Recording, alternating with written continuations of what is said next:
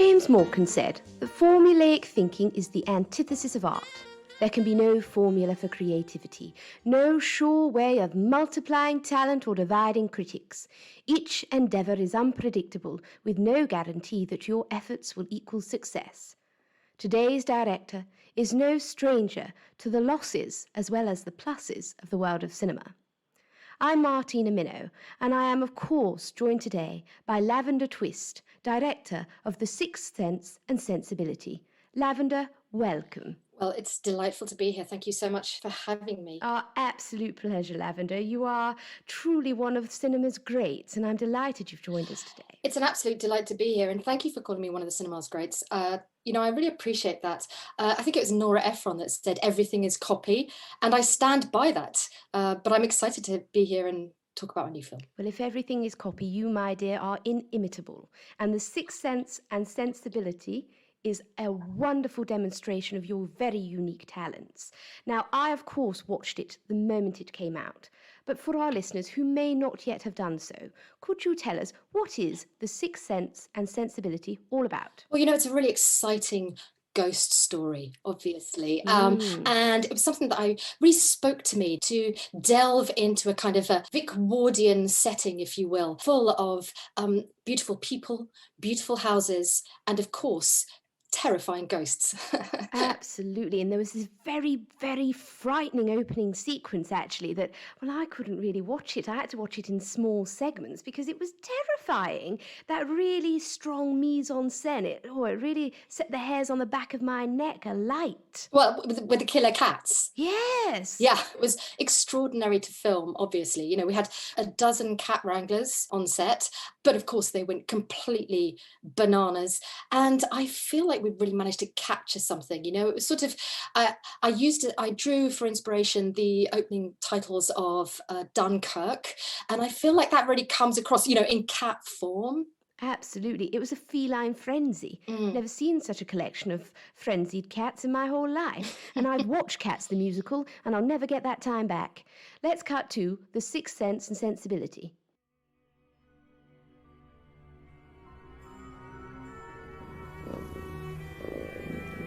I say, don't you look just delightful with that lovely little bow in your fur, Mr. Rumble? Oh, and over here. Here comes Hyacinth. Look at your lovely little paw. Wait. What's with that glint in your eye? Why are you flexing your lovely little claws at me? Hyacinth, I thought we were just having a lovely day in the gardens. Satan sends his regards. Oh, my goodness gracious me! I can't stay here on this lovely pagodaed island with you. I must run for the small rowboat that takes me back to the main lawn. Your corsets won't save you from the claws of Satan.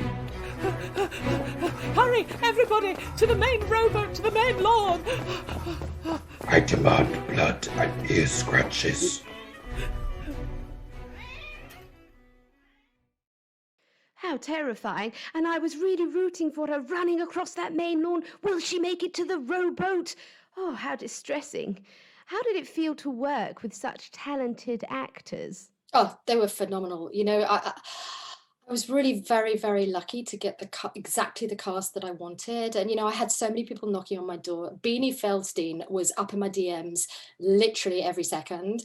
But I said, Beanie, no, these are the two people that I want. They are absolutely phenomenal. And of course, cats be cats. And the rider was pretty difficult, I can tell you, in the Devon countryside, but we did our best. Oh, yes. What was in the rider? Do tell. I love the behind-the-scenes talk. Haddock.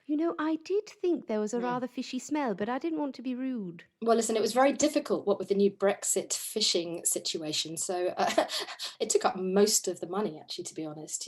Greta Gerwig was telling me about how all the cash was going to go on costumes. But quite frankly, it really went on haddock. And cats, they are known for not being the most emotionally connected of the animals. But I did really see strong bonds and relationships between your two main cat characters. How did you coax that out of them? Well, do you know what? Do you know what I call it? Pisces privilege. Oh. Yeah, we were all born under Pisces, and of course, that's why I'm called Lavender. It's my colour. And so that really meant that we were able to connect on a deeper level. I see, and I could tell you were a Pisces. I'm a Taurus, and I can see bull a mile off. Well, let's cut to the very interesting dynamic between your two cat characters. They didn't immediately connect, but you can see them jostling each other in a way that I found very enjoyable. Hyacinth. The way that you served the Dark Lord earlier at the luncheon with the vicar was utterly humiliating. Do you really think that that's the largest your tail can go?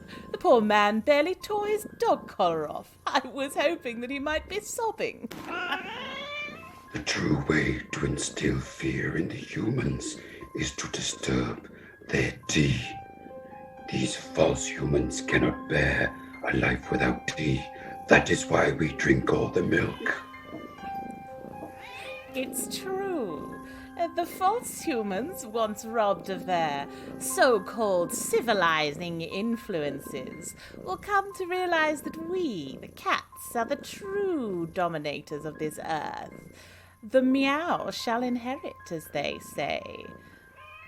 That is what they say.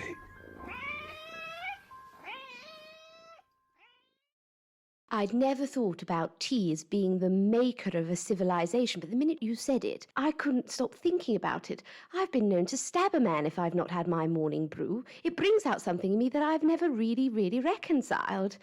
And we see the descent of the humans from their civilized tea parties in their Victorian garb to rascals and vagabonds ripping each other apart, all for a tiny sup of tea. It was really, I felt, quite prophetic of the downfall of civilization we're seeing right now. Makes me wonder, Lavender, is there a hint of politics in this picture?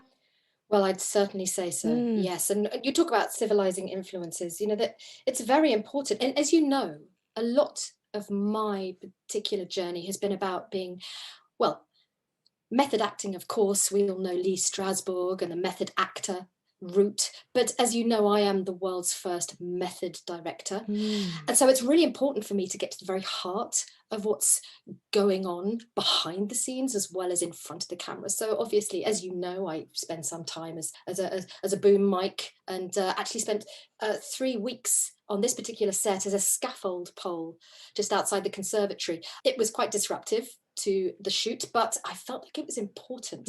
Absolutely. And as a director, you are one of the foundations that holds up the film. It does not surprise me that you were a scaffold pole. Now, I am behind your method acting 100% and your method directing, but some of the crew found it quite alarming.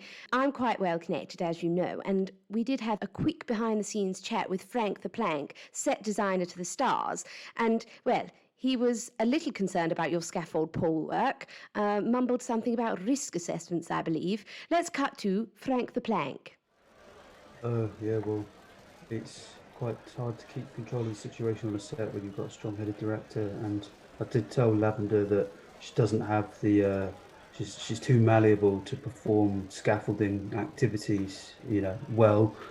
She was insistent that if she believed it enough, she could do it, but I didn't think so, and as weights can exceed up to a ton, it was quite dangerous. But I put an extra pole up where it shouldn't have been to protect her. But she got angry when she found that out. But I think I'm a plank by name, but not by nature.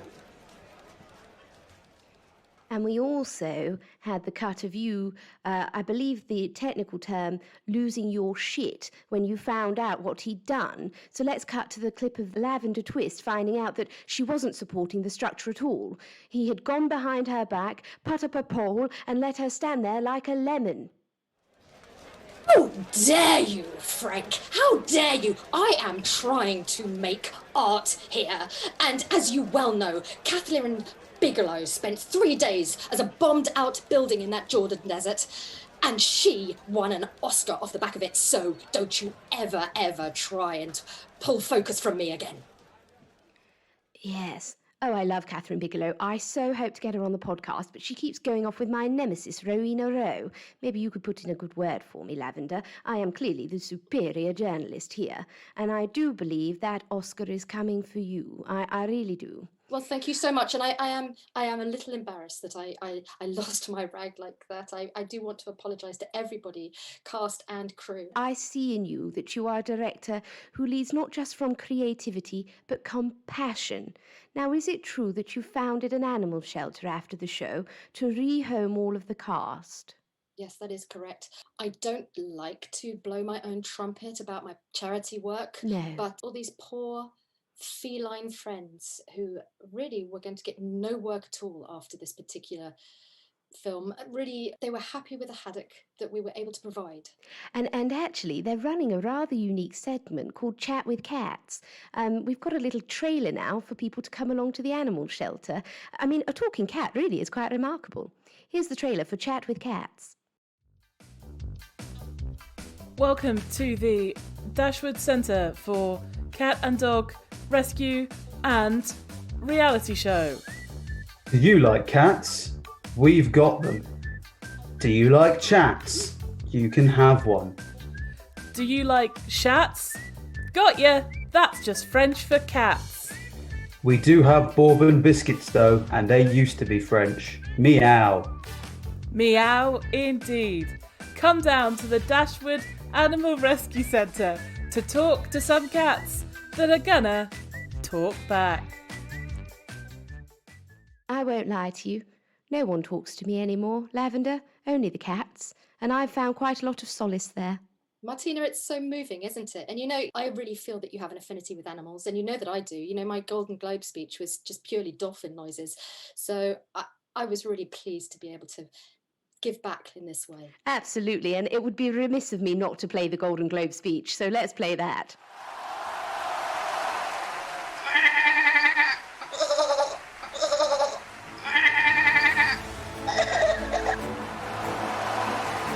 Oh, and my agent as well. Beautiful. Every time I listen to that, I think, gosh, what talent, what skill, what divine connection to the human planet. You inspire me, Lavender Twist. Thank you. Thank you so much. And I'm just thrilled to be here, thrilled to talk about the film. Sixth Sense and Sensibility really has been a phenomenal project. And I want to thank everybody involved. Oh, it's beautiful. And it's a gift to the world. The closing sequence in particular, where the cats deliver the moral imperative for humankind, it's a lesson I've taken forward. Strong words of wisdom, a passionate call to action, all delivered from a cat. I've never seen anything like it. Let's play that now. Stop, you fiendish feline. I've got my pistol leveled at your head. This is one regent you won't kill. Ah.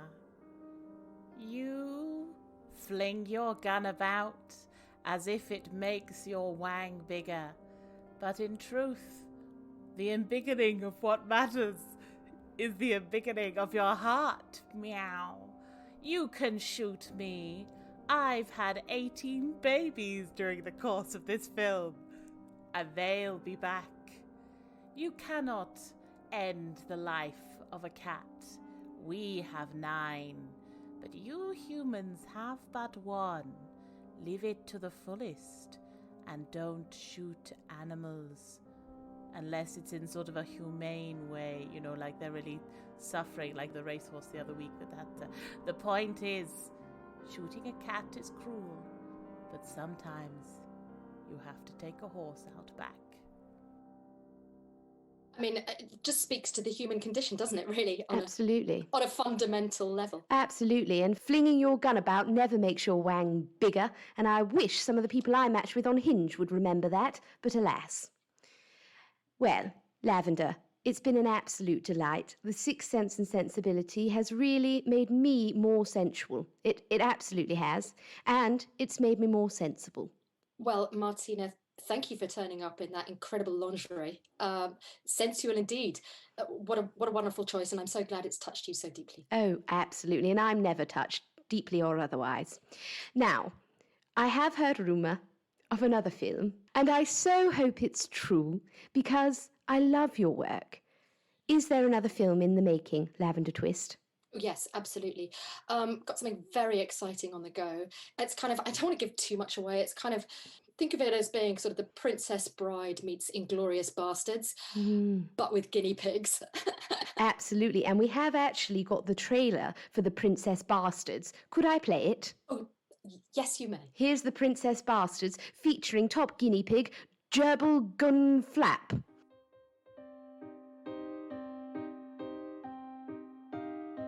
May I come into your nice cage there, please, Mr. French Guinea Pig? I have an investigation to make.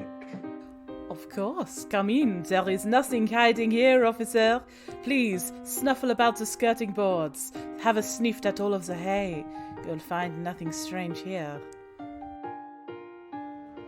In a world where mice are banned. There's the mice underneath the hay! Quickly, enter, enter! Run, little mouse friend!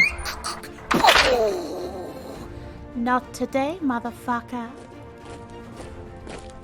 In a world where Nazi Germany meets rodents, one group of unlikely heroes will look to save the world, or just kind of batter some fascists, which, let's be real, we could do with right now. So, you like to kill mice, do you? Well, how'd you like to be in the trap? 9! That is a guinea pig of most unusual size. Oh my, I can't wait. I know, Lavender, that it's going to be a twist on your previous works, but I'm sure it will be equally delightful. Thank you so much. You know, political, again, deeply moving, very important. I really think if the current one doesn't get me the Oscar, then that one will. Absolutely. Lavender, it's been an absolute joy. Do you have any final parting words of wisdom for our listeners?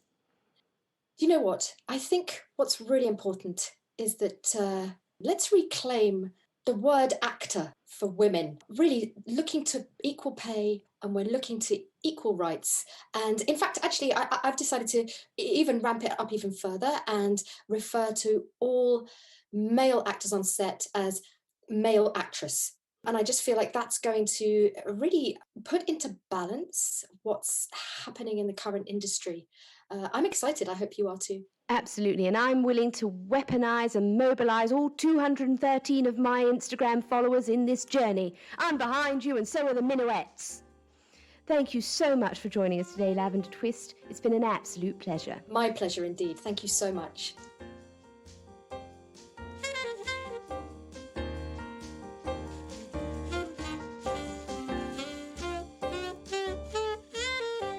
The Improvised Movie Director podcast features Sabrina Luisi as Martina Minnow, with resident improvisers Vicky Hawley and Rory Vieira, with special thanks to today's guest, Victoria Hogg. IMDp is produced and edited by Steve Tanner. Theme music by Matt Brown and Johnny Griffiths. Episode artwork by Marty Sears. Additional music by Stan Babbitt.